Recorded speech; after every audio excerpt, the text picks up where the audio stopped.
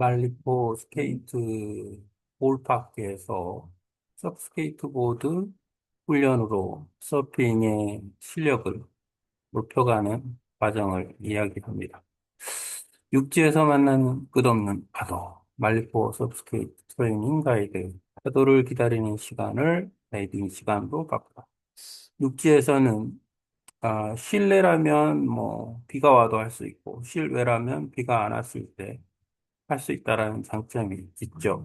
파도가 없는 날에도 스케이트볼 파크에서 서핑 연습을 할 수도 있고, 또 스케이트보드 타는 그 자체도 즐거움이 있으니까 일석이조라고 생각을 합니다. 스케이트보드 중에서 서브 스케이트보드는 앞에 있는 트럭이라고 하는 부분이 회전을 해요. 그 회전을 통해서 무브먼트, 앞으로 전진할 수 있는 퍼포먼스가 가능한 거죠.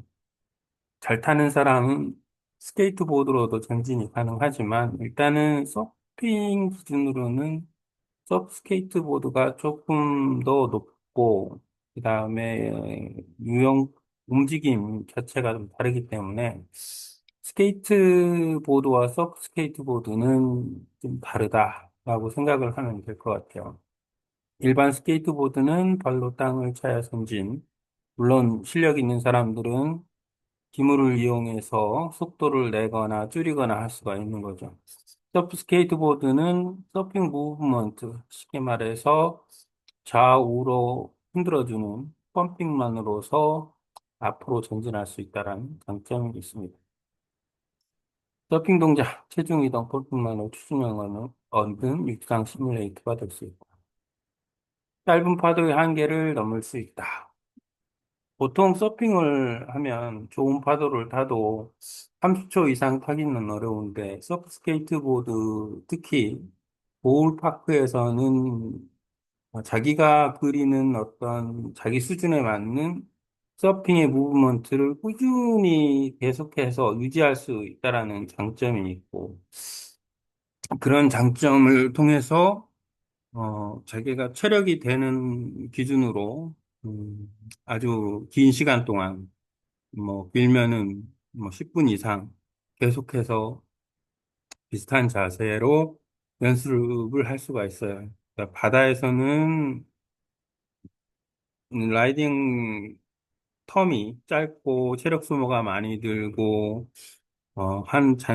좀 그런 부분이 있다면 서브스케이트 같은 경우에는 라이딩 시간은 스스로 결정할 수 있고 그 연속 동작을 할 수가 있는 장점이 있고 그러한 어떤 충분한 아, 그러니까 가장 중요한 것은 몸의 그 균형을 유지한다라는 거죠.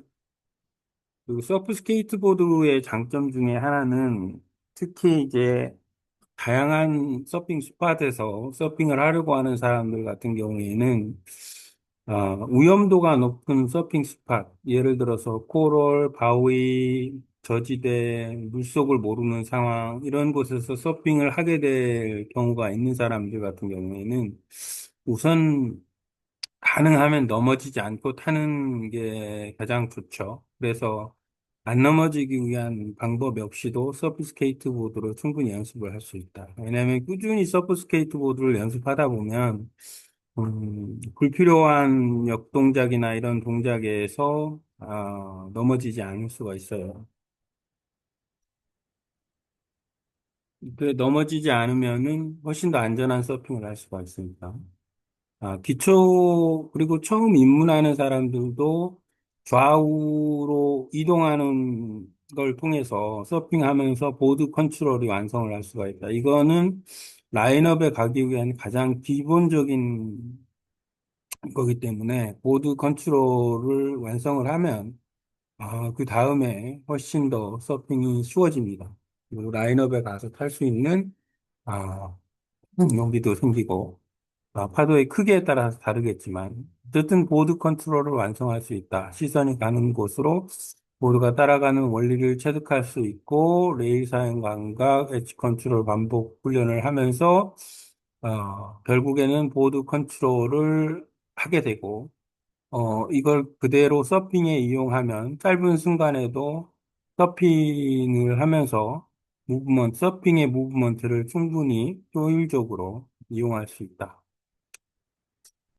말고 볼파크 같은 형태의 스케이트복 볼파크 유형인데, 아, 깊은 볼과 있고, 커브나 코너가 있고, 완만한 슬로프가 있고, 또 다른 커브와 코너가 있기 때문에 자기 수준에 맞춰가지고, 어, 우선은 바닥에서부터 시작해서 낮은 슬라이드 부분으로 계속 연습을 하면서, 아, 힘을 이용해서, 어, 어떻게 보면은 큐를 이용한다고 생각하면 돼요. 조금 더 파워 있게 하면 좀 더 높이 올라가고, 높이 올라간 만큼 반대편으로도 그 높이까지 유지할 수가 있고, 또 속도를 줄일 수도 있고, 속도를 내는 여러 가지 그 방법 중에서 이제 물론 펌핑 방법도 있고 좌우로 흔드는 방법도 있고 그다음에 압축 팽창하는 방법도 있고 여러 가지 방법을 활용해서 연습을 할 수 있다라고 생각이 듭니다. 음, 일단은 속도를 만드는 방법, 펌핑 컴프레션. 일단 올라갈 때는 압축, 그 다음에 다시 이제 내려올 때는 팽창을 해서 여유 있게 속도를 내는 방법이 있습니다. 몸을 가볍게 한다라고 생각을 하면 되겠죠. 음, 내려올 때 압축해야 되고 올라갈 때는 팽창을 해야 되고 어,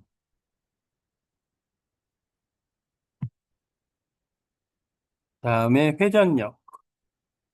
회전을 할 때는 몸에 대한 어떤 그 움직임, 몸의 각도를 갖다가 꾸준히 연습을 해야 돼요. 왜냐하면 그 보드에서의 각도와 내가 가파른 파도에서 서려고 하면 안 되는 거죠. 왜냐하면 서 있는 상태에서는 그냥 넘어질 수가 있으니까. 파도의 면을 타고 움직여야 되기 때문에 몸 자체가 그 속도에 맞춰서 기울어지는, 그러니까 꾸준히 연습을 하다 보면 그 몸 자체의 기울기가, 아, 파도 속도에 맞춰서, 면에 그 맞춰서 기울어질 수 있습니다. 그래서, 터닝을 할 때도 속도감 있게 터닝 하기도 하지만 원심력을 이용해서, 어, 터닝한 무브먼트를 만들어낼 수 있고 자연스럽게 몸의 위치를 잡을 수가 있다.